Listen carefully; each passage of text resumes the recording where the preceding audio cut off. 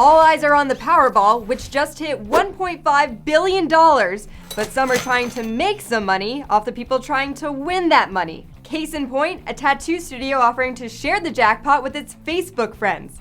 Hey, I'm Rachel Holt for Buzz60. Guru Tattoo Studio in West Palm Beach, Florida has agreed to split the winnings with everyone who likes, shares, and comments on its Facebook post. How about free tickets for anyone who can say the shop's name 5 times fast? Guru Tattoo Studio, Guru Tattoo... I'm already spent. But they're not the only ones in the giving spirit. The Valley Ledger in Pennsylvania has also pledged to give a cut to anybody who likes or shares their Powerball post. Now that's responsible journalism. Sides Furniture in Dora, Alabama is taking it one step further.